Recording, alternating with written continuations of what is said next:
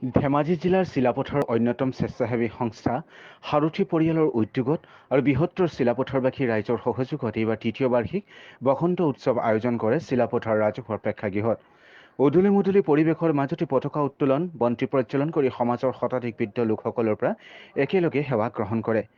দুপৰীয়া কণ কণ বিহুৱা নাচনীৰ বিহু নৃত্যৰে মঞ্চ মুকলি কৰা মুকলি সভাৰ সভাপতিত্ব কৰে সাৰথীৰ মুখ্য উপদেষ্টা কুমুদ চন্দ্ৰ দত্তই।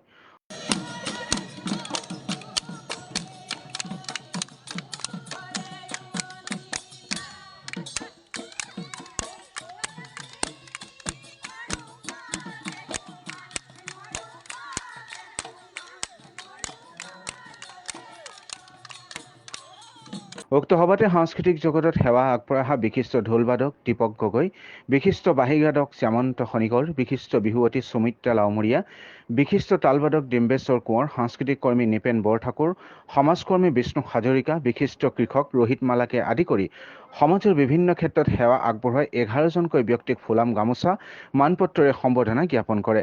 সকলোৱে ৰাজহুৱাভাৱে জলপান গ্ৰহণ কৰি জেং বিহু নৃত্য, গীত গাই আনন্দত নাচি ভাগি দিনজোৰা কাৰ্যসূচীৰে পালন কৰা সাৰথীৰ তৃতীয় বাৰ্ষিক বসন্ত উৎসৱ অনুষ্ঠানত সাৰথীত পৰিয়ালবৰ্গৰ সৈতে বৃহত্তৰ চিলাপথাৰ অঞ্চলৰ কেইবাশ লোক উপস্থিত থাকে।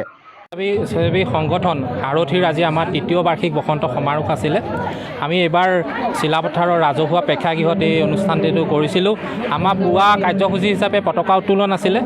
পতাকা উত্তোলন কৰিছিলে আমাৰ উপদেষ্টা সাৰথীৰ উপদেষ্টা ভুৱন দাস আৰু প্ৰবীণ লাহনচাৰে। তাৰপিছতে আমাৰ বৃক্ষৰোপণ কাৰ্যসূচী আছিলে। তাৰপিছতে আমাৰ বৃক্ষৰোপণৰ পিছত আমাৰ জ্যেষ্ঠসকলৰ আশীৰ্বাদ এটা অনুষ্ঠান আছিলে। প্ৰায় 200গৰাকী জ্যেষ্ঠ লোকক বৃহত্তৰ চিলাপথাৰৰ 200গৰাকী বয়োজ্যেষ্ঠ লোকক আমাৰ সেৱা লৈছিলোঁ। আমি আশীৰ্বাদ তেখেতলোকে প্ৰদান কৰিছিলে।